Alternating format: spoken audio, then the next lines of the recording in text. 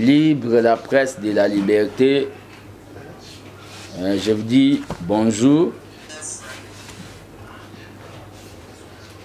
En ma qualité de gardien du temple de la démocratie, l'élève du Sphinx, Tshisekedi du Nouveau Testament, Seigneur de la rue et prophète politique que je suis, je vous ai invité pour faire au Babengi cette communication politique par rapport à l'enjeu de l'heure. Mais avant de commencer, comme j'avais eu à le dire dans le communiqué de presse, dans le communiqué pour vous inviter, que l'âme, le corps est touché, mais l'âme tshisekidiste n'est pas touchée. Le corps est touché, Nabukanaki, Nasalaki accident, c'est-à-dire accident dans le colo, il y a moto dans le colo, il y a gauche, Nabukanaki 3 places, mais tellement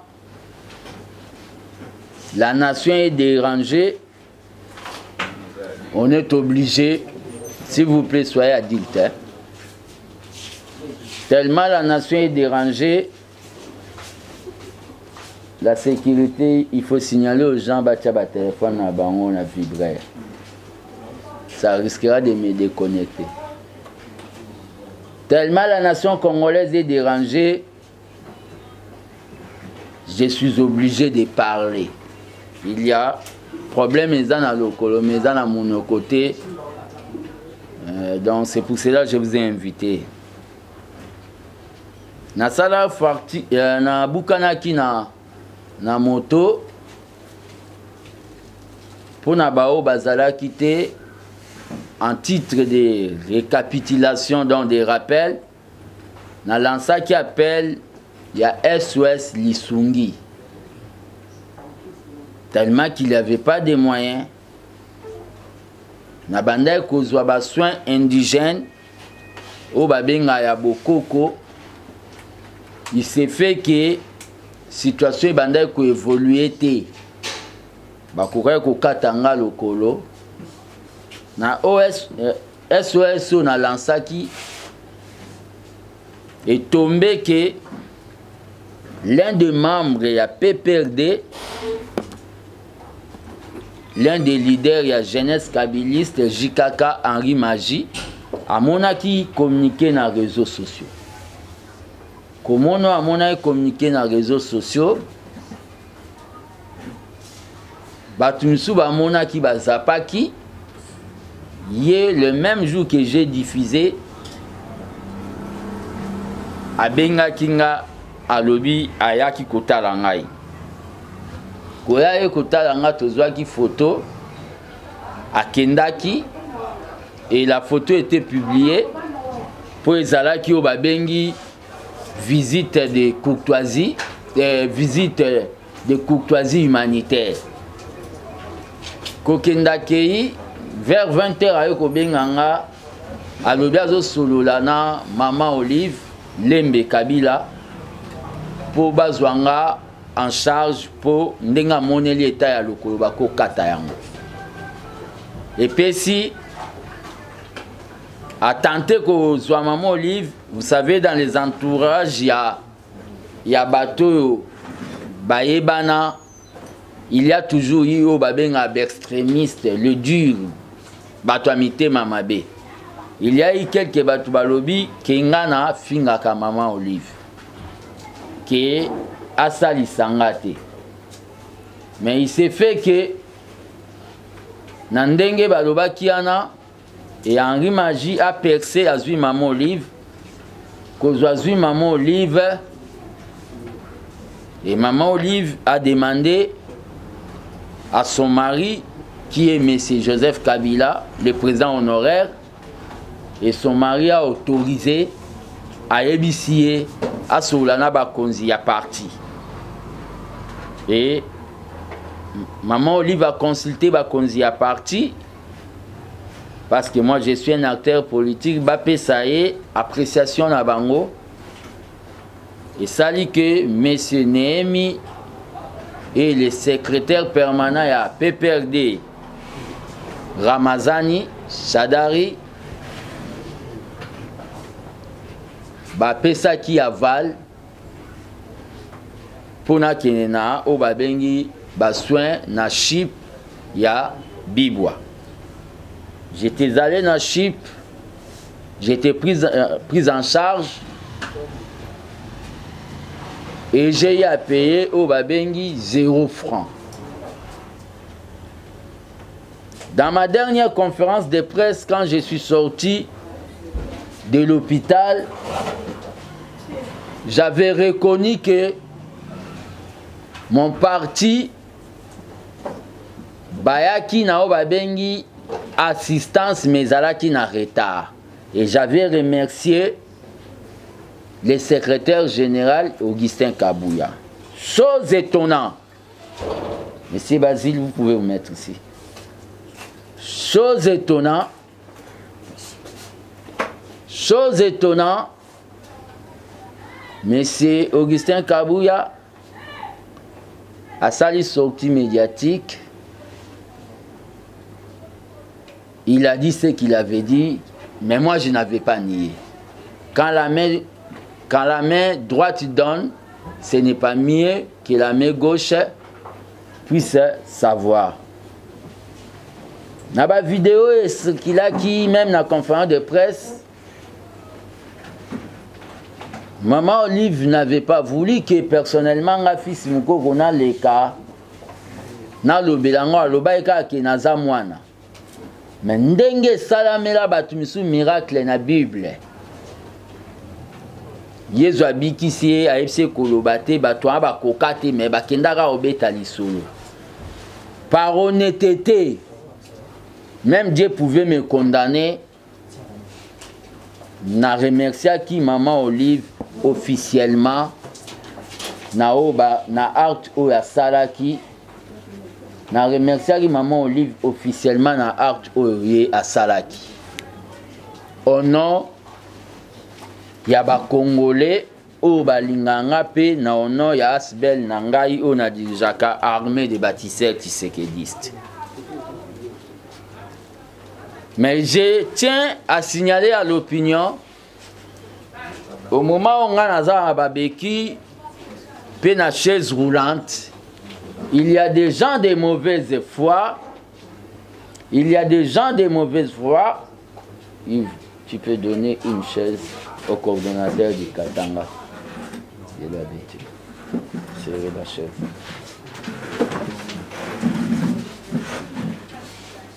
Je disais, au moment où on a un babeki, na bibende na kacha lokolo, il y a des gens de mauvaise foi. Peut-être au ba prochakangai, peut-être pays. D'ailleurs, bazuyango font des commerces. C'est-à-dire, avec des numéros au babimisi, ba okende ko senga batu mbongo numéro vraiment ya WhatsApp bazui photo tellement na linga les pères mingi bache photo ya les pères bazo senga batu mbongo. C'est pour cela que je voulais attirer l'attention ya l'opinion ya bato ba Holandanga boye bara ke WhatsApp nanga ezalaka 085 084 65 55 na bandeli 085 084 65 55 ou plus 243 plus 243 85 084 65 55. WhatsApp wana etikala numéro normal na kanga yango. WhatsApp nangai ezali 09 46 50 11. Wana WhatsApp nanga officiel. C'est-à-dire 039, c'est-à-dire 099 94 650 11 ou encore plus 243 99 94 650 11 wana WhatsApp nangai. Il y a des escrocs oyo basi bazui bambongo ebele epa ya batu à cause ya likolo oyo ezana problème na bibende nzamba pambola bango, mais soyez prudent vis-à-vis ya batu oyo bazo sala malhonnêteté wana.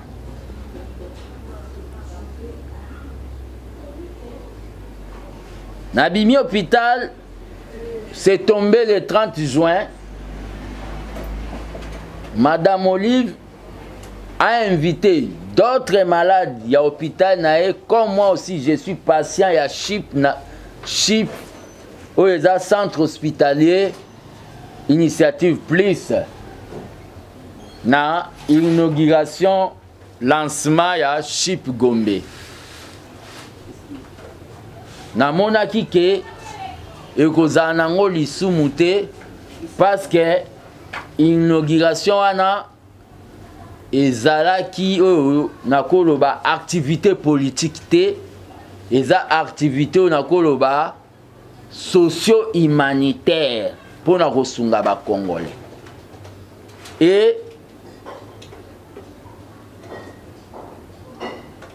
Et tombé pe na o babengi makanisi ya Lumumba, Patrice Emery Lumumba, que je rends hommage au Sengaka indépendance totale. L'indépendance que Patrice Lumumba avait demandé est l'indépendance totale, c'est-à-dire politique, économique, sociale, sanitaire, même alimentaire. Ce que Maman Olive a fait, et ça pour l'indépendance, une pierre dans ce qu'on appelle l'indépendance sanitaire. Et ça son mingi pour un pays qui se dit majeur. Au Yazana âge il y a 62 ans. Que ba konzinango ceux qui ba beli ba kendaka que se traité à l'étranger. Et ça son mingi.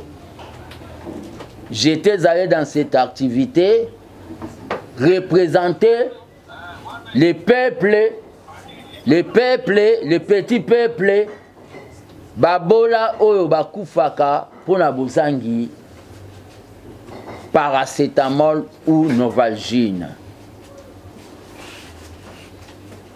Et j'ai félicité Maman Olive pour l'initiative wana.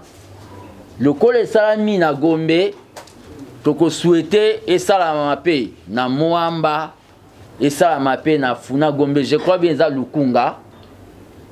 Le koleza de ana Changu toko souhaité et ça la mamoko na Moamba mais na quartier au babengi vraiment banlieue net baki Saint Sukuna na Bambanzalemba et ça la mapé na Funa na ba coin où eza ya ba petit peuple.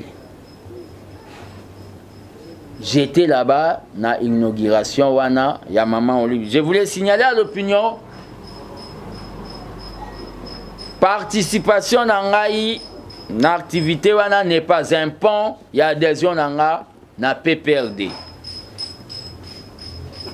C'est-à-dire je reste et je suis dans l'UDPS avec l'armée des bâtisseurs tshisekédistes qui est un mouvement politico-social au sein de l'UDPS tshisekédiste. Otozo Benga, dans cette occasion, les combattants non fanatiques, les combattants au bazana idéal, il y a les pères, c'est-à-dire les peuples d'abord. Ça, c'était aux mis au point par rapport à Makambouya. Maman Olive. En rapport avec la libération, il y a monsieur Vital Kamere, ex-directeur du cabinet. Il y a chef de l'État. Il y a eu des gens qui ont accusé la justice congolaise de 2 poids, 2 mesures que la justice est politisée. Tant que prophète politique, TV za radio te, quand j'étais na Kendaka ko assister na parquet à 4e mairie. Ceux qui batu baza na bonne mémoire, ba propos nange zalaki vis-à-vis à bandeko ya INC ki bozala agité te. Vis-à-vis à bandeko ya UDPS bozala pe ba juge te totika justice sala musana nango. J'étais au centre. J'avais dit aux gens que ba fongo la porte na benemi ya division ya obabengi cash plateforme oyo ememaki biso IDPS na pouvoir ezalaka na parquet bozanango na ba chaîne na bino. Aujourd'hui M. Kamere est libéré par la justice acquittée. Batou baza comme koloba que la justice est politisée. Aujourd'hui encore, hier, l'herbe condamné qui est, c'était acharnement. Lelo batou comme koloba la justice est politisée. Mais batou bosani que Mbemba, Jean-Pierre Mbemba, Laurent Gbagbo bazwaka acquittement après beaucoup des années na CPI pe mokili CP laka. Donc acquittement ya Laurent Gbagbo na Jean-Pierre Mbemba ndebo CP laki. Ya Kamere la justice et sali péché et commis au babengi politisé. Tous ala au babengi honnête. Tokei na au babengi na niveau ya étranger. Acquittement ya Kevin Striland na États-Unis après 43 ans. Wana eza acquittement. Mais ya Kamere ndeza politisé. La position de l'armée des bâtisseurs tshisekédistes. Ezoyebi sa opinion. Si le président trouve que nous pouvons atterrir en 2023 avec M. Kamere comme Premier ministre, nous allons toujours, parce que le président Yendaza n'a pas le pouvoir de nommer ou de révoquer, nous n'avons rien à dire au président et nous n'avons pas de leçons à lui dire. Wana eza par rapport na situation où il y a la polémique na makambuya au babengi Kamere. Avant d'aller na babengi santé à partir na ngai de pes, nazo lingana lobelana nous eloko ezo déranger tous les Congomans. C'est-à-dire décision du Conseil de sécurité. Ici je parle comme combattant de la liberté, Seigneur de la Rie, Amatarakou Fanzoulou, qui veut dire l'homme qui est prêt pour les sacrifices. La communauté internationale. Les politiciens congolais aujourd'hui bouche bée silence absolu devant la décision inhumaine. Il y a Conseil de sécurité, ONU. Oyo Monisco bilan nango eza négatif tina nango tozomona lisusu awa na Congo te. Ce sont des coopérants, c'est de la babengi distraction pire. Je parle comme gardien du temple, l'élève du Sphinx. Bilan négatif pendant beaucoup d'années. La Monisco. Ponanga Monisco il fait kende. Conseil de sécurité, la France, 10 pays des Occidentaux. Oh, pour la Ukraine, bango tout bazo kota ba réunion bazo tchana bambongo. pour Poutine azolinga asala o babengi a récupérer intégralité du territoire ya Union soviétique bangonde ba kataka Union soviétique, c'est ça la vérité. Ndenge balinga ba balkaniser est basa soki ba Tusiland na bango ndenge basalaka na URSS. Poutine n'a pas tort. Cette communauté internationale pour l'Ukraine, oh bazwa qui est pour bâtir la base, va fragiliser URSS, la Russie. Bazo cotiser bambongo, mais la guerre il bandika lelo, mais il y a biso des milliers de morts. Communauté internationale. J'appelle aujourd'hui pour expliquer aux Congolais, na ba bengi langage facile. Pour ça, coopération multi-internationale, Mindele Bandombe. Cette communauté internationale, Oeboma Lumumba, pour le qui arrêtez de piller. Cette communauté internationale, Oeboma Mouzé, pour le qui n'a bango. Non, nous sommes un État indépendant. Cette communauté internationale a abandonné Mobutu et précipité à la mort. Cette communauté internationale, en voyant que M. Joseph Kabila voulait coopérer avec la Chine, parce qu'à Jijaki, coopération, il y a Banque mondiale, na FMI, les institutions de Bretton Woods, non féconde, c'est-à-dire Banda Kobo de l'autre côté. Cette communauté internationale, Inaki Kabila. Cette communauté internationale, Bakena Conseil de sécurité, Basaeli Fati Likita. Congolais, il faut ba pays wana. Politicien na minitoyo. Munoko, silence bakomi bababa. Vous êtes des aventuriers. Des aventuriers. Je vois un certain encore, comme Mouzito est en train de dire, Azotinda Bakoli Tine na Katia Barajo, oh mir. Quand on va construire la mire, Bokoya Kolobasu Soba Bimisi Mbongo Ebele des milliards. Mir Bako bombardant côté. Parce que na Simarwan des ans ba bengi ba miti internationaux. La guerre de l'Est, c'est la guerre, il y a minéraux, il y a coltan. Oh, bazo c'est là, smartphone, na ba tablette. 10 pays, il y a Mindele.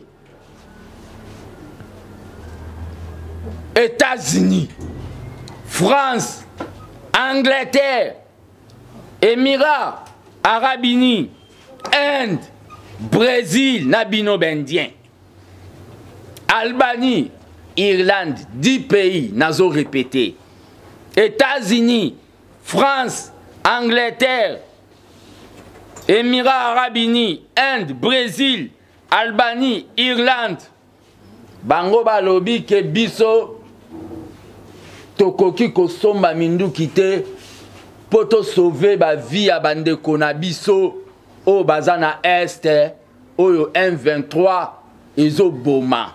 Oh Kagame Azoboma, ba pays wana. Je n'ai pas vu même au niveau de la diaspora une marche, même au babeli ba sitting na niveau ya ba ambassade ya ba pays wana. C'est seulement Chilombo. Comme si le Congo c'était le problème de M. Félix et sa famille. Or que le Congo, c'est le problème de nous tous. Pas même une action de Congolais.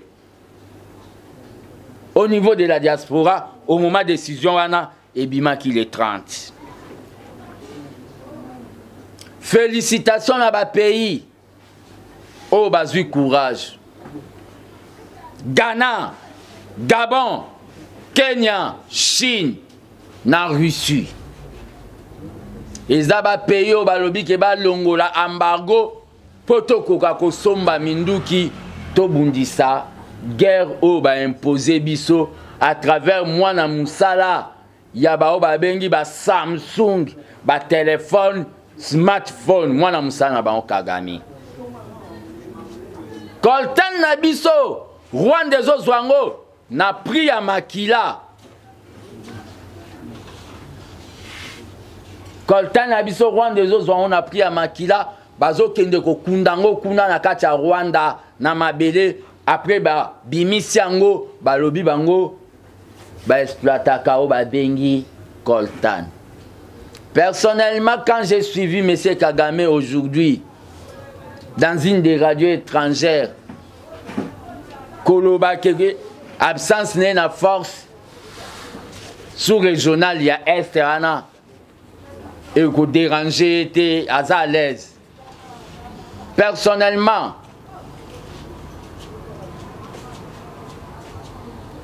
si j'étais pembe na mokonza mboka, alingaka kendeo babengi rencontre ya Luanda te.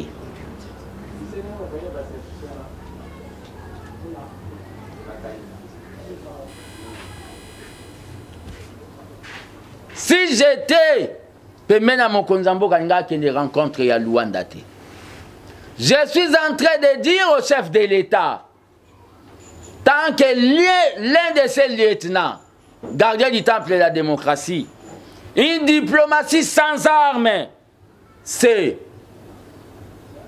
de la musique sans instrument. Une diplomatie sans armes, c'est de la musique sans instrument. En politique, pour Mouninga respecter, il faut peser. Batie biso embargo. Batie biso embargo.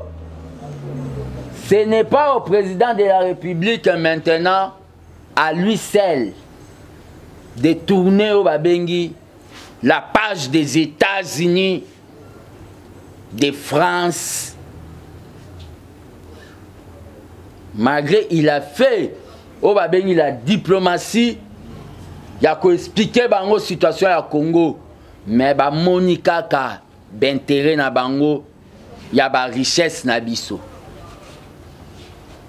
Même Monseigneur Ambongo a dit que le président de la République a fourni beaucoup d'efforts, mais Batouana balakisi ke Makila, l'océan du sang ya ba Congolais, c'est rien par rapport à Coltano Bazoyibana Est. C'est à nous maintenant, comme Tshisekedi le Père avait dit, nous devons nous prendre en charge. Nous, le peuple souverain. Le peuple souverain doit se prendre en charge en sortant dans des rues de la République démocratique du Congo. Et je lance cet appel. Je lance un mot d'ordre. Naba Congolais, tout au Bagolandanga, place Bazali. Du nord, du sud, de l'est, de l'ouest et à l'est. Manifester pour soutenir la coopération du Congo et la Russie. Manifester pour soutenir la coopération du Congo et la Chine. Le peuple doit sortir, sortez dans des rues. C'est ça maintenant, phase où il y a la manifestation. Je lance l'appel à tous les leaders, des vrais nationalistes, des mouvements sociaux réels, non des ambassades des États-Unis et de France. De sortir dans des rues là où vous êtes pour demander soutenir la coopération avec la Russie. Les Maliens l'ont fait. Les Burkinabés l'ont fait. Les peuples, vous devez soutenir maintenant que la politique du Congo, la diplomatie congolaise, tout ça, la partenariat en Russie. Pour tout défendre ma belle à Congo. Parce que toute diplomatie qu'on fera sans armes, c'est une musique sans instrument. Qu'advienne que pourra.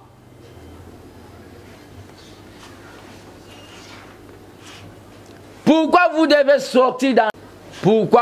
sortir dans la rue? C'est parce que la rue, c'est la plus grande institution. Balabal et l'équipe même parlement, l'équipe Sénat. Balabal a échangé sa décision. Balabal et lobbyista Kengo a dondona lingala. Na époque où Balinga va tenter révision constitutionnelle. Ça c'est par rapport na makambu oyo etali embargo.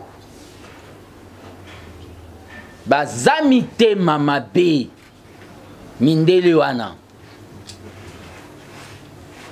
En rapport avec la santé de l'UDPS, pour Nassilisa. Nalandaki avec beaucoup plus d'attention. Matinée politique, Oyo. Monsieur Augustin Kabouya, le secrétaire général de l'UDPS, à Salaki le dimanche 3 juillet. Na permanence à l'UDPS. Jugement nangai, nalandaki yango du début à la fin. Jugement nanga ezaboy. C'est avec beaucoup de regrets que matinée politique, Oyo Augustin Kabouya comme animateur, pe Oyo azalaka kaka comme animateur, ezaka ko babe une matinée politique de justification. Il se justifie toujours. Il est saint, il est parfait. Augustin Kabouya, c'est un homme d'amour. Dans la matinée politique.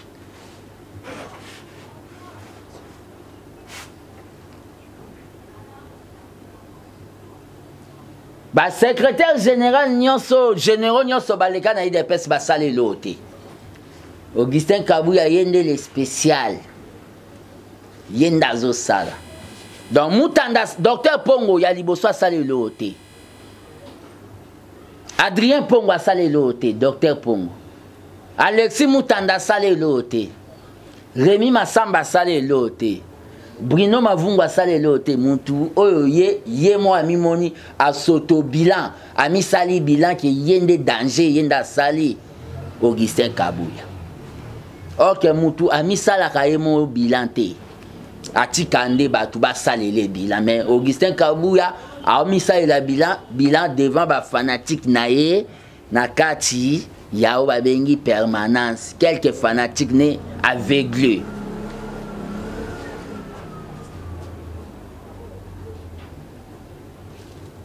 Alexis Moutanda aza parmi ba secrétaire général o ya tchakutu mbongo ne mo pona okende ko implanter ko actualiser donc ko redynamiser IDPS na ba fédération a salé loté.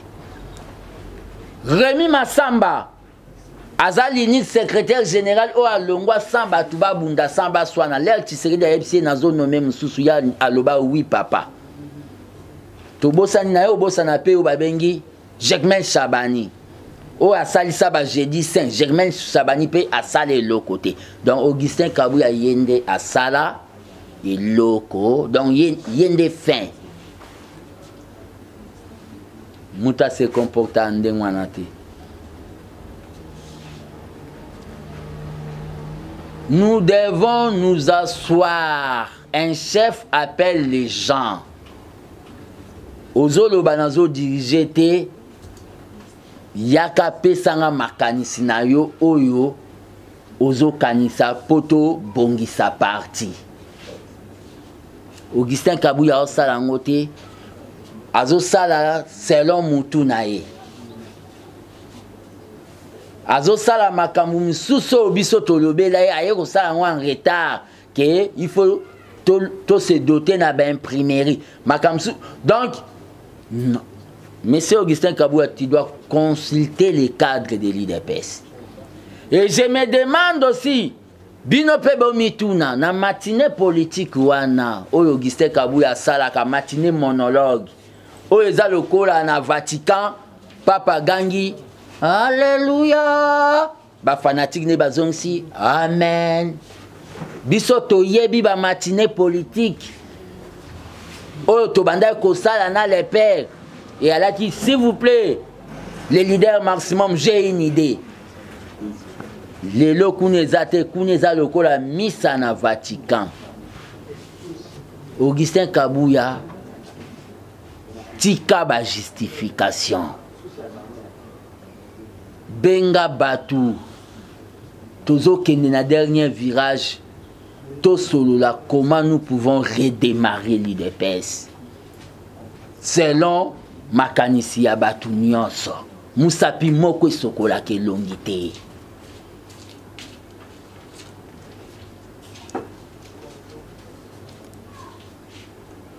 ça ne sert à rien qui bonga yo komi beta tolo ça ne sert à rien.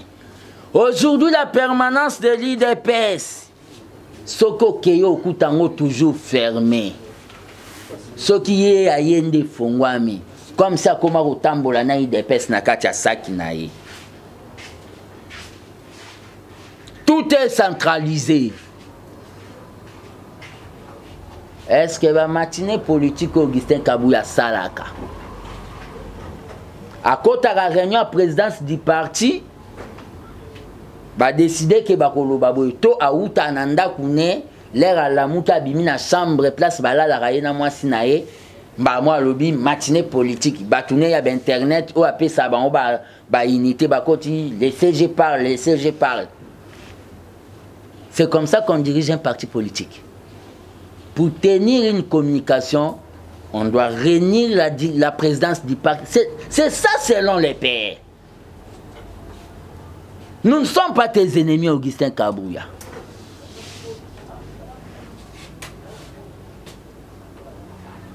Nous voulons seulement sauver l'IDPS parce que Massou a l'IDPS et autres. Donc l'IDPS ne marche pas totalement comme un parti présidentiel, mais c'est Augustin Kabuya. Les lobes combattants vont se plaindre pour votre information.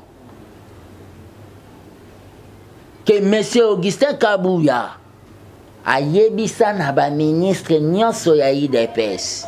Mingi ya ba ministre ya IDPS. Oyo yaza na pouvoir sur bango. Même na ba lié na biso ke ba sunga ba combattante. Na ba cabinet atiane ti ba servi de renseignement na ye. So ba moni kaka combattant moi ko senga lisungi kuna ba bengi donc c'est tout un problème. Ministre azana problème. Na bino pe ba ministre. Mutu moko Augustin Kabuya ko changer se bino comportement na bino ya ko sunga ba combattant selon idéologie à les pères ou eza solidarisme. Ba combattant lelo misusu ba ministre bazwaka na kotanga ba komona ba ministre bazwaka bango en charge pour na refouter bango ba loyer. Na idée que baza quand même ba jeune ba contribuer ki makasi. Nyonso ekatama soko zao ba bengi fanatique ya Augustin Kabuya te okozwa elo côté. Augustin Kabuya pourquoi degré ya mutema oyo yo komi nango wana e uti wapi?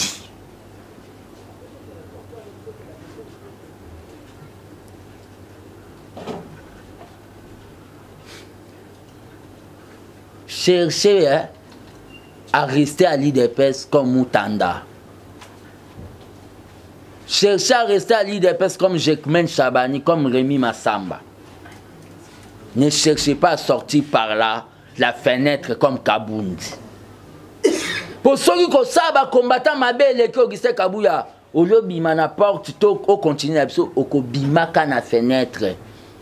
Bisika okende, et Gozala, au balobi. Il y a 1 jour, 2 jours, 3 jours au Lembanayo. Ça, c'est en rapport avec Augustin Kabuya. En rapport avec l'arrestation des parlementaires debout, interdiction à Parlement debout. Bakoki kozwa infraction, président et Parlement debout, mokwa salaki. Bambango na o babengi ba parlement debout nyon sauté. Ça je l'ai dit et je le réitère. mutu moko asali mabe bo interdire bo sali nde o babengaka bouclage na ba parlement debout eza neti bo sali bouclage. C'est pour cela que je suis en train de dire aux parlementaires debout de ne pas accepter mesure wana. Et ça mesure unilatérale et antidémocratique. On ne peut pas interdire aux gens le droit de penser. On ne peut pas aussi amener des gens directement à Makala, à la prison centrale, sans être jugés. Naba président du Parlement debout, oh ba Finganga, baza emprisonné. Na minute je demande libération na bango. Kobandana Gilles Moniere.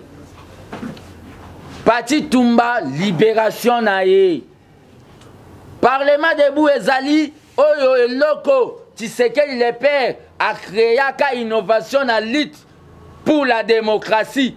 Oh ba Joseph Olengankoy, babanda kotambola na o babengi voiture décapotable ko sala réarmement moral pendant tous les jours. Boko koya ko bomangote monsieur Aselo. C'est une décision antidémocratique. À cet effet, tant que gardien du temple de la démocratie, et belé boyebi que en matière d'argent, je suis honnête. Botinda ba $1 pour Fati, mouta réclamate. Botinda bon on appelle sa papa mon a parlement debout le Kelerai au genou Vimbaka. Bon mon ande na pesa mbong. Botinda bon on appelle sa combattant mon handicapé na parlement debout ya président Neville. Ba image eza na ba réseaux sociaux. Na époque à Tshisekedi le père. Eza makambo Bogiste Kabuya babosana. Nazo lancé à ce moment où babengi chaîne de solidarité na ba parlementaire debout nyonso bazali arrêté. Poto e bandeni ko soutenir bango, poto maintenir moral na bango na ba prison. Le parlement debout c'est partout dans le Congo, même à l'Équateur, partout dans le Goma, même dans le Congo profond. Il y a des gens qui sont arrêtés. Nazo lancé au babengi chaîne de solidarité, c'est-à-dire oyo zanango otindi na numéro nanga oyo ekokome la bango. Pe nazo benga ba président ba parlement debout o ba koti na clandestinité na kobombana.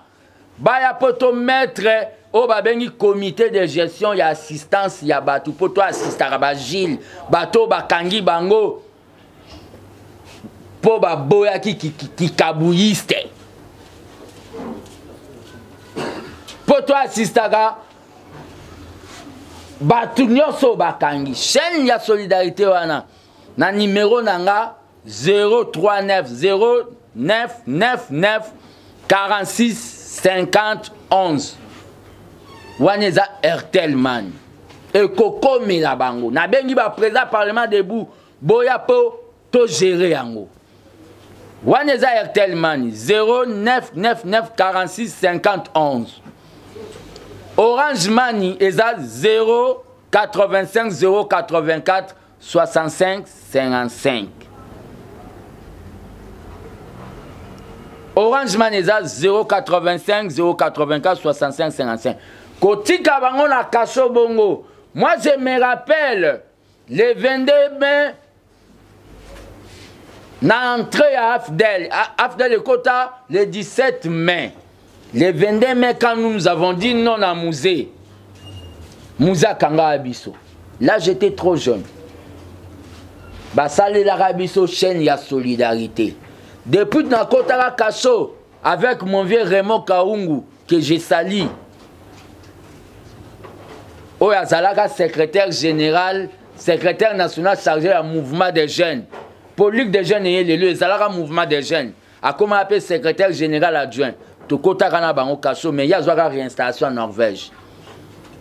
Totikala kolia biloko uta na ndako na biso te. Nyonso e bandai kolambama e pa mama Marthe. Mutu bandai ko akotikela biso ezalaki national vovo bolongo. C'est-à-dire, biso ba combattant, le président du Parlement debout, avec les femmes de détenus, nous pouvons nous organiser maintenant pour assister au Babengi, ba combattant na biso, au Bakangi pour fragiliser l'IDPS. Le Parlement debout, l'essence de l'IDPS, c'est à cet instant, auto que na dernier virage, nde bozoya kolingabo kangango, o kindokite.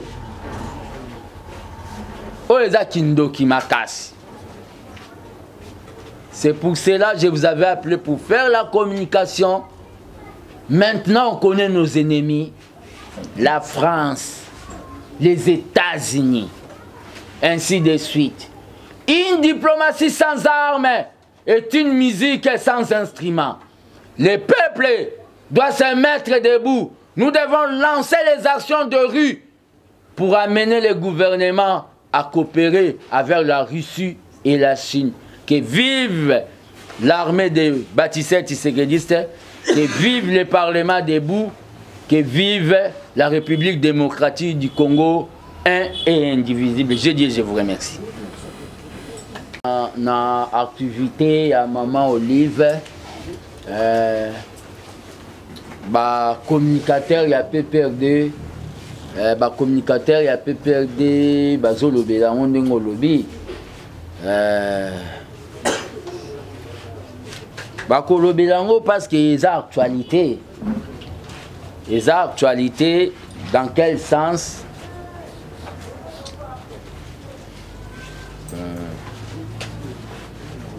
Kosala eloko ya bongo. Pe na ba standing ya international. Donc, au Memi Poto na Kinshasa, bakoki toujours kolobela. Que na kozala utiliser prochainement que na ba activité. Si et seulement si les activités socio-humanitaires d'intérêt à peuple. Hôpital au maman li va salir aneza. Il y a ni, il y a battu PPO en opposition, tout FCC, tout, il y a Bissoga bateau, toi à pouvoir, et à l'hôpital, il y a battu tout. Dans la santé, il n'y a pas de couleur politique. Ce qui continue à bajar l'initiative à Bongo, je ne trouve pas, et le coco empêché n'a participé pour encourager, il y a aussi un sous plus dans la province. C'est de même, ma maman, Amida Kamere, na fondation et la Colombe. So basa l'initiative, bon, je ne trouve pas, et le quoi empêcher nga fils nko ya okende ko betele maboko pour les intérêts à peuple. C'est de même maman Denise P. Sera sali ba initiative oyo ko aider peuple à soulager souffrance né. Na obetara maboko. Donc j'essaierai d'utiliser toujours na oyo o babengi eza ya intérêt à peuple. Mot d'ordre n'a lancé au lobby que Eza y a parti, Baebi. On a vu ça noir sur blanc. Si moi j'étais même président, l'ambassadeur Yaka na cité de l'Oya, Yaka Souste, qui camarade de Koufi. Bah là, qui c'est noir sur blanc? Que balingi makile tangaka po na ba coltan na ba minéraux na biso ki camarade ce que ezani wana comme ba bengi esclavagisme mental mutu azo bomo yozo bimise net mutu malamu ba benga ngo esclavagisme mental.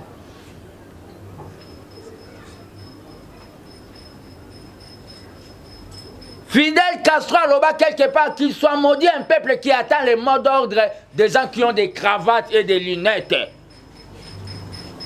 Je lance le mot d'ordre que le peuple doit sortir dans la rue pour demander au gouvernement, comme le peuple est souverain, demander au gouvernement de changer les fusils d'épaule, qu'on aille vers la rue, au Babel la Russie. Parce que toute diplomatie qu'on va faire, et ça est une musique sans instrument. Musique sans instrument.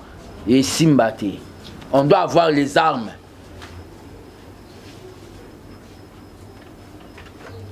Peba mise boti gabiso na ba makamnamno hein. Tout le monde a fait place au boké, pesa mbongo aboba bo pesa na mamba ese tout le monde. Tout le monde na écran kuna ba star ba joueur bango tout ba simbi ba arme moko ba uta okangi misu ba kufi. Boye la biso ba langage boye la biso te bolo ba na biso ke biso musana biso ezaka to bundaka na loembo non. Le moment où la guerre sera populaire comme avait dit Mouzé et ça terminera là où elle est venue na Rwanda. Biso tout au Simba Minduki. Toko comme na prophétie ya Mouzé wana. Même il y a Lumumba alobaki tôt ou tard. Mon peuple a découvert Bénémine interne et extérieur. La prophétie n'est pas comme. Je dois vous le dire, vous les Occidentaux. Vous allez tirer des conséquences de ce que vous faites à notre peuple. Avec ce que vous avez fait au niveau de votre conseil de sécurité là-bas. Vous avez tué Mouzé. Vous avez tué Lumumba. Parce qu'il avait dit, vous avez précipité Mobutu à la mort. Vous étiez contre Kabila quand il voulait revisiter le contrat minier. Sachez que si vous tuez même le président de la République aujourd'hui, même si vous me tuez, mais si vous tuez aujourd'hui, quand vous avez le plan de tuer le président de la République, parce qu'il veut défendre la patrie, il y aura beaucoup de Félix Tshisekedi qui vont naître. Comme il y en a eu avec Lumumba, beaucoup de Lumumbistes.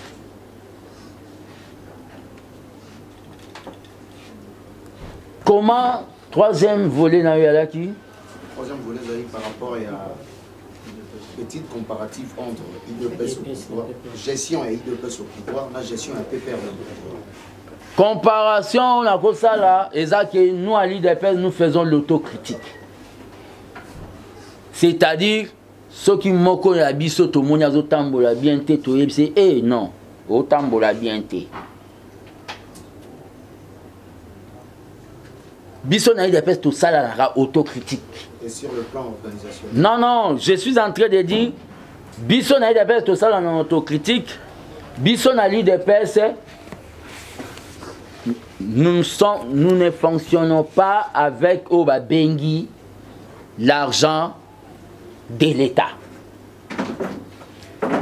Nous fonctionnons avec la cotisation des membres. Différence c'est ça, mon biso na ide peste tozana oba bengte esprit d'équipe muninga aibi net madame Vewa ibi to madame Bibiane aibi collaboratrice nanga na bombi été na ide peste o ibi wato tiko devant les peuples, le jugement des peuples baka eza ebele. Donc na pouvoir na biso différence ezana na ide peste esprit d'équipe ezate. Esprit d'équipe eza so eza les peuples d'abord. Quelqu'un avait demandé, Mustapha. Ouais, mais j'ai dit, c'est pas moi qui décide.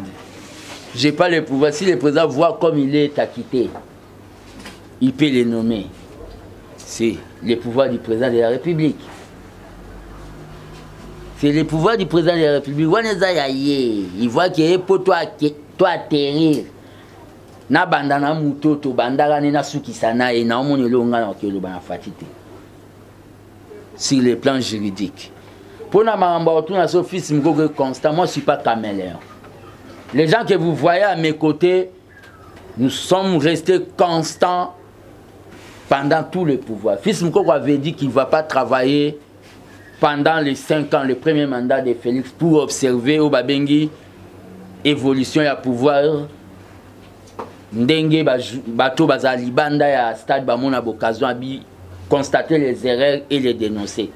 Demandez-moi quel jour, quand il y a eu le remaniement, je suis allé demander le boulot. Je suis resté toujours dans séance été dans le Parlement debout avec l'armée des bâtisseurs. Je suis constant. C'est pour cela que les autres m'ont appelé Tshisekedi dans le Nouveau Testament. Comme on a une signification. Aujourd'hui, tu dis que Kabila est consort. Le mal du Congo, est-ce que vous allez le mal du Congo, c'est M. Kabila. Mais j'ai eu à vous expliquer le M. Kabila que j'ai dit, comme Tshisekedi, le père disait, le mal du Congo, c'est Mobutu. Mais ce n'était pas Mobutu, mari de Bobila Dawa. C'était le Mobutu système. Le mal du Congo, c'est Kabila, c'est le kabylisme. Même Kabila ndenga zana na Kingakati. Akamwa batumisusu ndenge bayiba na mboko. Atunama, comment il a eu à détourner. Et zana batumisusu bakamwisa Kabila na degré pe na perfection ya vol. Kabila s'est étonné. Au sentiment que a beaucoup qui pompe ça sans pitié. Kabila pas comme moi.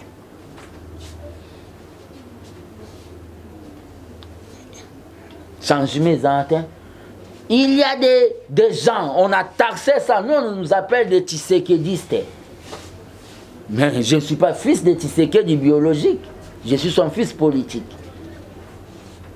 Le kabylisme qu'on dit Kabila, quand on cite Kabila, on ne cite pas Kabila, Mobile à Maman Livre. Les systèmes là, où il va se prendre Yémoropé Kabila, le non, c'est pas possible. Il a eu même à le dire que je manque des gens, j'ai manqué des gens pour travailler avec eux. Il a eu à le dire. Donc, changement, moi, je suis le même. Je vois quelqu'un qui avait mais en retard. Ba exigeant na mutu ko ya otala mutu na mbet hôpital te. Ezala volontaire. C'est-à-dire Henri Magie ayaki mutu nyonso akomona ka ko ya otala nga n'esprit ya bien. Je suis disposé de les recevoir. Nako fermer porte na ngate et pas à Batou, ou Bakoya Otanga, Tepo, Basunga, na Pepe de Binoboyate. Non, non, non. Mais l'Okoyo, Maman Olive Asali, Biso armée de bâtisseurs, na ba messe patriotique, na biso Tolobé la Rango, to proposa que l'Oromo Tolobaka, ba Krio, ba Bengi Polyclinique, ou to Pesaki combo de 13 parlementaires. Au moyennant $2, Moutakoyko soit soin, Moukolakobela. Supposons dans la ville de Kinshasa, où il y a 15 millions d'habitants, IDP a 4 millions de membres. Chaque mois, membre Monsoazo paie ça $1. Hôpital polyclinique de 13 parlementaires, il y a 3 millions de dollars. Na paie ça idéwana. Tu paies ça idéwana. L'air tu siège pas qui va ça va saler l'angote. Et ça va les soins attirés. Donc, je ne vois pas de polémique à crier. Deuxième mandat à Fati, ce qui c'est par le travail que nous sommes en train de faire. C'est-à-dire, ils ont un travail au Bissonano. Je parle ici au nom de l'armée des bâtisseurs. Toko Sala Poto, toi arrivé que Fati soit deuxième mandat. C'est pour cela que je profite de cette occasion pour lancer l'appel à tous les mouvements fatistes et tissekedistes que bientôt Totika Kibonga Yoyo, votre humble frère dans le cadre de l'armée des bâtisseurs tissekedistes pour lancer colloque ou bien conférence de tissekedistes avec comme thème comment donner à Fati deuxième mandat, comment gagner Fati D. Donc, nous devons réfléchir, tous les mouvements fatistes, tous les mouvements tissekedistes, même la Ligue des jeunes, il y a un parti, il y a Union Sacrée, nous allons organiser un colloque pour comment gagner Fati D. Dans le cadre de Yakobanda, pour réfléchir comment nous pouvons remporter les élections en 2023, c'est terminé. Pas seulement Gilles qui est arrêté. Mais non, je dis des parlementaires debout. Il y a des parlementaires debout qui sont arrêtés. Je ne peux pas commencer à citer cas par cas. C'est pas Gilles, on a arrêté d'autres à Kasumbalé, ça partout. Les parlements debout, c'est presque partout. Les années il y a Botaka, Sambalo Nango. Il y a d'autres qui sont arrêtés parce que Bazar n'a même opinion à M. Kabouyaté. Il y a d'autres qui sont arrêtés comme ça. J'ai dit de manière globale. Par rapport au lobby, question. Accord à Kenya. Je suis d'accord que Rwanda a Zalaté, même Burundi.